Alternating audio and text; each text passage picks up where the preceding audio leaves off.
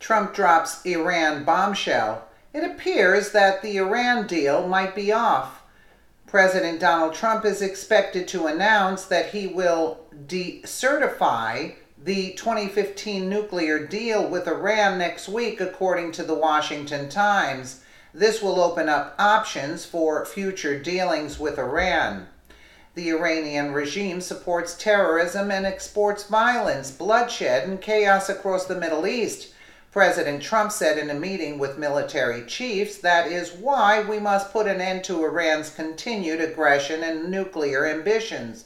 They have not lived up to the spirit of their agreement. The announcement will be part of a speech addressing the Trump administration's overall policy regarding Iran. The speech will be given on October 12th, according to Fox News. The president has until October 15th to tell Congress whether or not he believes Iran is complying with the nuclear agreement. Secretary of State Rex Tillerson told reporters that they will provide the president with options for approaching the Iranian regime. While decertification does not mean we are backing out of the deal, it does give us more flexibility to decide how we want to move forward with Iran.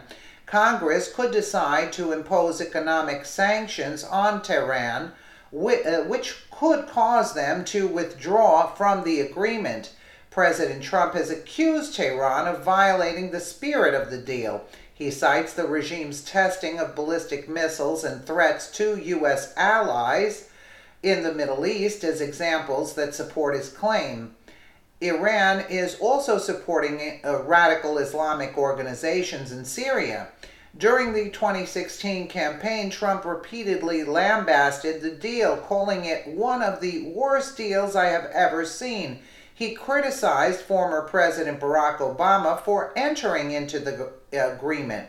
He promised that he would pull the United States out of the agreement. However, since taking office, Trump has not taken any action in this regard. According to Fox News, many of the president's top national security aides want the deal to remain in place. Our European allies have also urged the president not to withdraw from the agreement. In order to decertify the deal, President Trump must determine whether or not Tehran has committed a material breach that shows they are not living up to their end of the bargain. This includes, but is not limited to, restarting its nuclear weapons program. The Iran Nuclear Agreement Review Act also requires the president must also determine whether spending sanctions are appropriate and proportionate and vital to the national security interests of the United States. Last Tuesday, General Joseph Dunford, the chairman of the Joint Chief of Staff, stated that Iran is not in material breach of the agreement during a Senate Armed Service Committee session. Secretary of Defense Jim Mattis expressed his opinion that the deal is still in the United States' national security interest, but he also indicated that it might be possible for the president to decertify the deal without withdrawing. You can talk about the conditions under one of those and not walk away from the other. President Trump is not the only person who has criticized the Iran nuclear deal. Many believe that it is far too one-sided and still does not guarantee that Tehran will not pursue its nuclear ambitions. We have already seen what happened when Bill Clinton attempted to halt North Korea's nuclear program by offering money and food.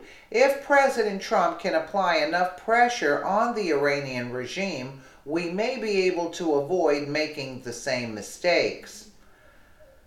Well, I'm with Trump. Whatever Trump thinks is correct, because he did say from the get-go that he did not like the Iran deal and he felt that it was one-sided. And they never even signed anything. They were just given money. Let me know what you guys think in the comments below. And again, thank you so much for watching.